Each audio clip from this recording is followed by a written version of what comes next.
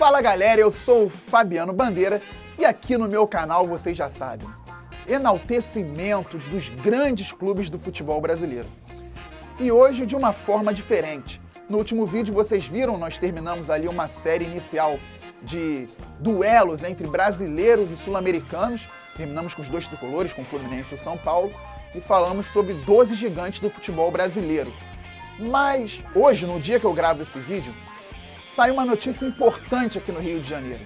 Seria votada na Alerj a volta da geral ao Maracanã.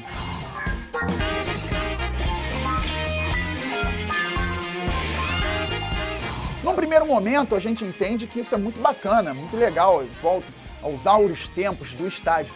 Mas nós temos que parar para pensar um pouco sobre isso. Você já deve ter percebido hoje o vídeo um viés um pouco mais sério.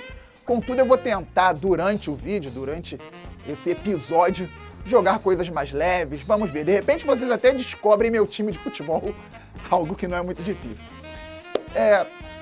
1991, a primeira vez que eu fui ao Maracanã, eu tinha 7 anos de idade mais ou menos, e eu ali já como um jornalista, sabe? Botafogo e Flamengo, 110 mil pessoas no estádio, e eu com puro cunho jornalístico, estava na torcida do Botafogo com meus pais apurando tudo o que acontecia, 7 anos. Mas o que eu quero dizer? Que naquela época a arquibancada era de cimento, tinha as cadeiras embaixo e a geral. No Maracanã, eu sempre ouvi a seguinte frase: é um gigante inacabado, desde quando foi construído em 1950. Então, desde a primeira vez que eu fui ao estádio, até hoje, eu vi várias e várias reformas. Vocês puderam acompanhar aí o vídeo do Botafogo na Conmebol, campeão. O Botafogo foi campeão com a arquibancada cheia e a geral vazia, porque ela estava simplesmente fechada em mais uma das obras no Maracanã. O Fluminense já jogou no estádio, no final da década de 90, apenas com as cadeiras do anel inferior cheias e com a arquibancada fechada. E não tinha outra solução no Rio de Janeiro. O Flamengo já jogou fora do Rio diversas vezes por conta de obra no Maracanã. O Vasco tem São Januário, se orgulha do estádio, e eu vou falar um pouco mais à frente a respeito também dessa situação. O que acontece aqui? O Rio de Janeiro me parece uma grande bagunça, porque o povo não tem voz. Quando o povo quer a geral, eles tiram. Quando o povo reclama da cadeira na arquibancada, eles colocam cadeira na arquibancada. Quando o povo se adapta àquele tipo de cadeira, eles colocam outro tipo de cadeira. E assim vão fazendo obras, obras e obras, padrão FIFA e tudo mais. Eu sempre digo que tem espaço para todo mundo no futebol. Tem espaço para o rico, para o milionário, para aquele que fica no camarote ou para o rico que quer ficar no meio da arquibancada também. Tem espaço para o pobre, que aqui no Rio de Janeiro já pagou ingresso a R$1, já pagou ingresso com nota fiscal, já pagou ingresso em promoção de meia entrada a R$2,50 em semifinal de Copa do Brasil. Então o futebol é democrático, tem espaço para todo mundo. Mas por que poucos anos depois de uma reforma enorme, que custou muito caro para a Copa do Mundo de 2014, agora será votado ou está sendo votado novamente a volta da geral para que os setores sejam populares e mais gente tenha condição de ir? Isso é uma crítica não só ao governo, ao povo que nada faz, mas também aos clubes. Eu vou dar um exemplo aqui hoje do Flamengo. O Flamengo, em 2019, ele tem condições de colocar muita gente no estádio em qualquer classe social. É a maior torcida na classe E, na classe B, C, B e na classe A. Com diferentes proporções, mas é a maioria em todas as classes. Então, o que acontece no Flamengo, ou pode vir a acontecer, é uma diferenciação na forma de torcer. Mas o estádio pode estar cheio. O Flamengo elitizou o estádio, o público que vai ao estádio, e consegue encher quando o time está bem. O time está bem agora há bastante tempo, pelo menos brigando lá em cima na tabela. Outros clubes querem elitizar também a sua torcida e não conseguem fazer isso, ou porque não conhecem o seu próprio público, não sabem em qual classe o seu torcedor está inserido, ou porque simplesmente o clube não vai bem há décadas, há anos. É importante que todo diretor, que todo gestor, tanto do futebol quanto na política, consigam entender o que a população pede, o que o público pede e o que o torcedor do futebol espera, já que eu estou falando no canal aqui de futebol.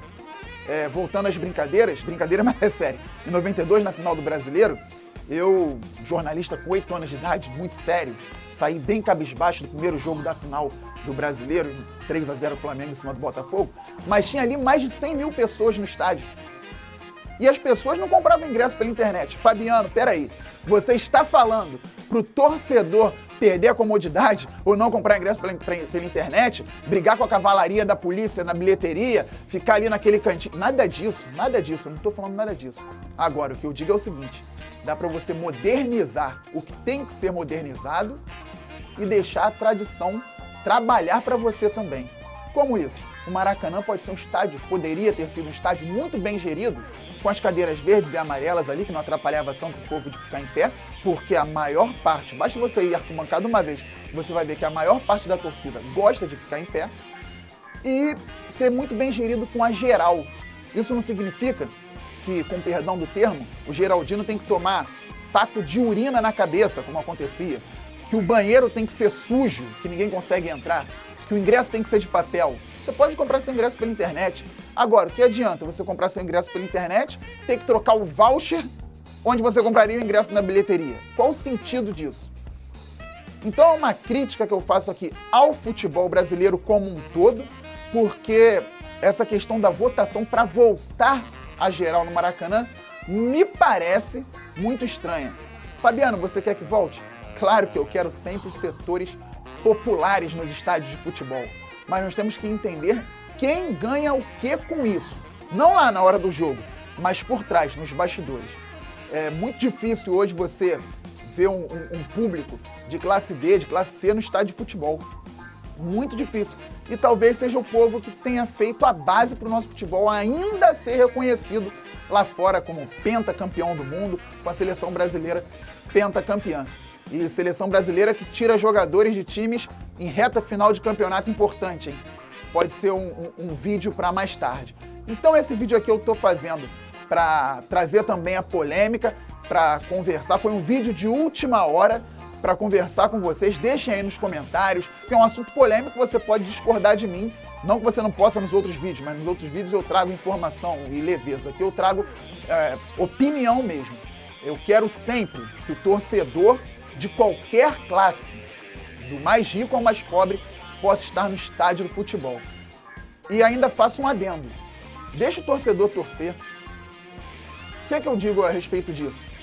Sinalizador que não faz mal a ninguém, deixa na arquibancada. Número de bandeiras que não faz mal a ninguém, deixa na arquibancada. Instrumento de música para torcedor torcer, deixa na arquibancada. Acaba com o grito homofóbico, com o racismo, acaba com a violência dentro e fora do estádio, punindo os responsáveis no CPF. Mas deixa o torcedor torcer. Muita gente só quer estar no estádio apoiando o time, xingando, vaiando. Com liberdade. Liberdade não quer dizer, ai mãe, obrigado pelos conselhos. Libertinagem. Mas liberdade quer dizer que você vai a um lugar e naquele lugar você pode fazer as coisas que são propícias para ali. E no estádio você vai apoiar seu time, você vai cantar o hino do seu time, você vai vaiar o seu rival, você vai tocar um instrumento que dá o ritmo às belíssimas músicas que nós temos no futebol brasileiro. Nós temos a nossa cultura. Cada estado do Brasil tem a sua cultura para torcer, cada clube tem a sua cultura. O Fluminense tem uma, o Flamengo tem outra, o Botafogo tem outra, o Vasco tem outra. E cada torcedor se identifica nela. Então deixa o torcedor torcer. Eu ainda falei que ia falar sobre São Januário, é até um elogio que eu faço ao Vasco da Gama. É um estádio que deve ser modernizado, mas nós temos que ter muito cuidado com a palavra modernizar, com o verbo modernizar. Modernizar como? O quê? Com certeza São Januário tem coisas a serem melhoradas. Mas eu trabalhando como jornalista, eu já deixei bem claro aqui qual é meu time ali atrás. Eu trabalhando como jornalista já fui a muitos setores de São Januário. É um estádio no qual até a social pulsa quando inflama, quando a torcida inflama. Então, se forem modernizar também, já estou falando de São Januário, cuidado para não tirarem o efeito da torcida que impacta muito ali. A torcida do Flamengo impacta muito a seu jeito, a do Botafogo muito ao seu jeito, a do Fluminense muito ao seu jeito. Outro dia o Fluminense aí, mal das pernas, colocou mais de 60 mil pessoas no Maracanã. E a do Vasco também impacta bastante. Deixa o torcedor torcer. O Maracanã era simplesmente o sonho de todo jogador de futebol. Muitos jogadores, até europeus, sonhavam em jogar no Maracanã. Eu, graças a Deus, realizei esse sonho. Depois eu conto minha história no futebol, não é o objetivo agora. Mas na final do campeonato universitário de 2006, Universidade de Castelo Branco contra Universidade, ganhamos 2-0 e eu dei o passe para o segundo gol, modéstia à parte, com muita qualidade. Um lançamento da direita no peito do meu atacante, 2-0, Castelo campeão.